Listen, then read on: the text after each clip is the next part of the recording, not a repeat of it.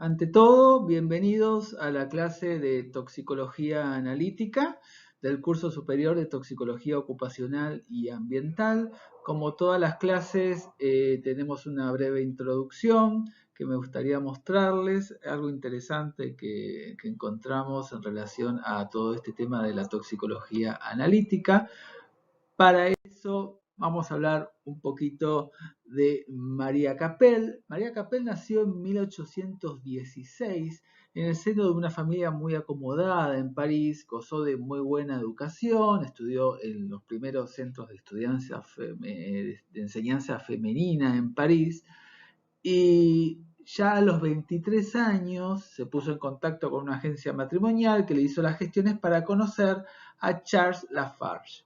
Charles Lafarge era un maestro de una pequeña ciudad francesa y cuando María Capel conoció a su futuro esposo no le causó una buena impresión para nada.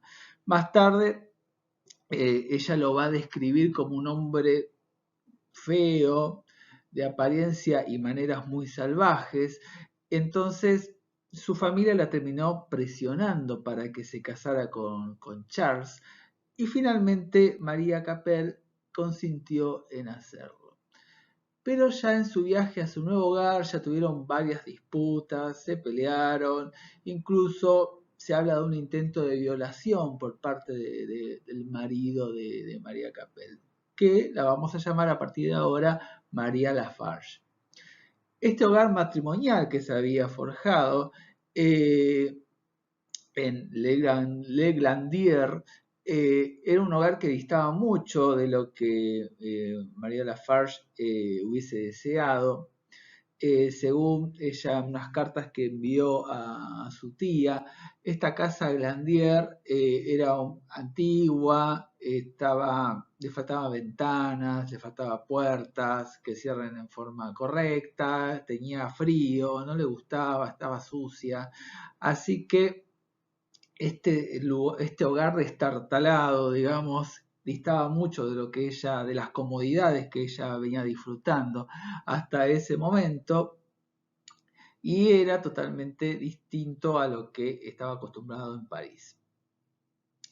Entonces, ante todo este desagrado de María Lafarge, hasta incluso el marido Charles le molestaba que María Lafarge montase a caballo, que tocase el piano, o que leyera poesía romántica frente a los invitados. Fue distanciando cada vez más y más la relación entre María Lafarge y Charles Lafarge.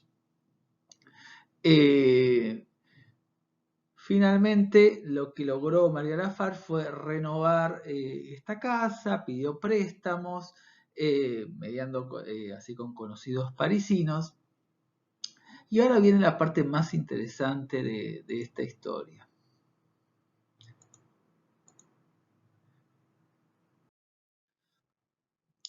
Previamente, para hablar de lo que sigue, lo que es la historia de la vida de María Lafarge, en 1832, un par de años antes, en Londres, cuando John Boyle envenenó a su padre George usando arsénico, este episodio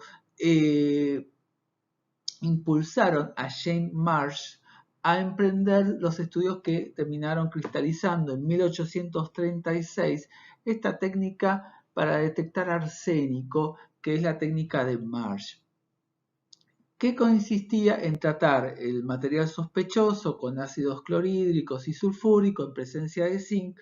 Todo esto termina por la descomposición del gas formado con calor y se aísla el metaloide, o sea, el arsénico, formando un espejo brillante. Esta técnica va a ser importantísima para lo que va a venir en un ratito. ¿Qué sucedió? Lafarge fue obligado a viajar a París por negocios y termina recibiendo por parte de su madre un postrecito, una torta, supuestamente preparado por ella misma y según la carta que acompañaba el envío. Es probable que uno de estos postres estuviese sido reemplazado por algo que le envió finalmente María Lafarge. y que de esta forma Charles Lafarge terminó ingiriendo una pequeña cantidad de este postre, pero con altas cantidades de arsénico, y fue atacado por cólicos violentos. O sea, apenas comió un poco de estos postrecitos que le envió supuestamente la madre de Lafarge, ya empezó con sintomatología gastrointestinal importante.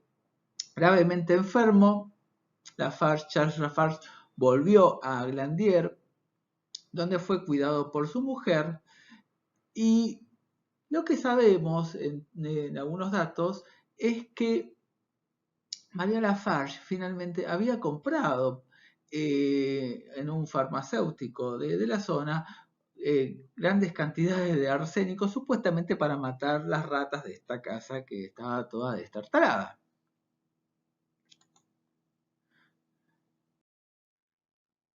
Entonces, Charles Lafarge volvió a Glandier, donde fue cuidado por su mujer y murió 10 días más tarde.